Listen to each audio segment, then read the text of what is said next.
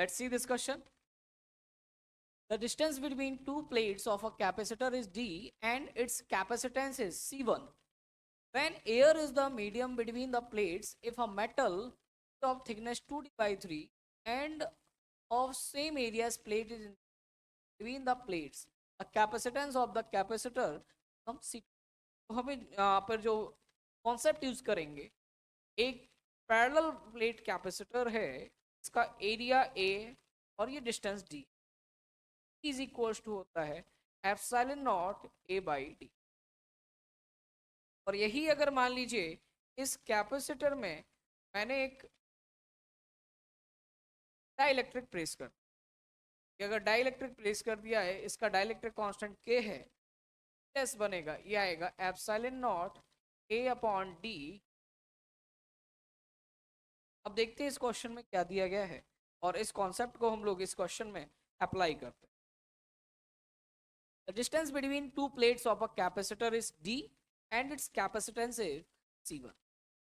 अगर मान लीजिए कैपेसिटर है, बीच में जो डिस्टेंस दी गई है वो D दी गई है, और मान लेते कि एरिया A, C1 बराबर जो मेरे पास कैपेसिटेंस बनेगा क्या आएगा epsilon naught A upon when air in the medium between the plates. If a metal sheet of thickness 2D by 3 and of same area as plate between the plate, the capacitance of the capacitor becomes। ये condition मेरे पास first थी। अब second जो condition है, यहां पर मैं कह रहा हूं मैंने एक 2D by 3 की एक सी यहां पर इंट्रोड्यूस करा। ये जो बना ये है आपका 2D by 3 और ये मेरे पास बना है, अब ये 2D by 3 और ये D by 3।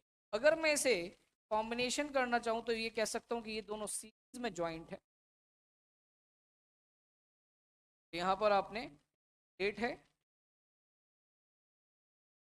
तो अब इसका जो सी इक्विवेलेंट है ये मेरे पास दिया गया है, क्या दिया गया है। तो यहां पर अगर मुझे कैपेसिटेंस लिखने हैं दोनों कैपेसिटर्स, ये बन जाएगा epsilon naught A upon pi,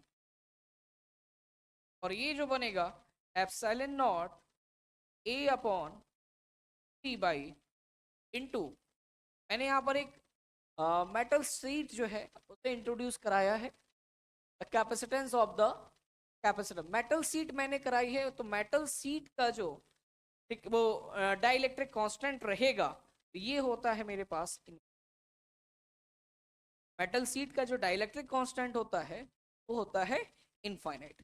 अब ये दोनों मुझे सीरीज में दिखाई, अगर ये सीरीज में दिखाई दे रहे तो देखिए क्या बनेगा, 1 upon C equivalent equals to 1 upon C1 plus 1 upon या C1 डैश मान लेते हैं, सो डैश और C double dash, C dash नाम दे देते हैं इसे और इसका नाम दे देता हूं मैं डबल डैश।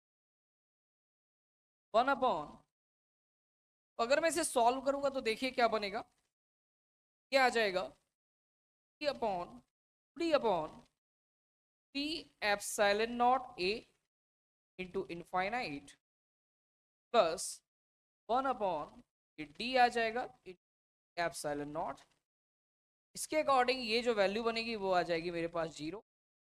C2 की वैल्यू जो आ रही है वो बन जाएगा P epsilon naught A upon, अगर मैं इसे फर्दर सॉल्व करता हूं जो मुझे रेशियो निकालना है C2 अपॉन, जब मैं रेशियो निकालने जाऊंगा मेरे पास बनेगा pi 1 is equal to epsilon naught A upon D upon epsilon naught A by. Further solve करेंगे तो मुझे रेशियो मिलेगा, अगर मैं इसे देखूं ऑप्शन के अकॉर्डिंग ये क्या कहता है, तो ऑप्शन के अकॉर्डिंग देखा जाए तो ये पार्ट मेरा ऑप्शन करेक्ट हो।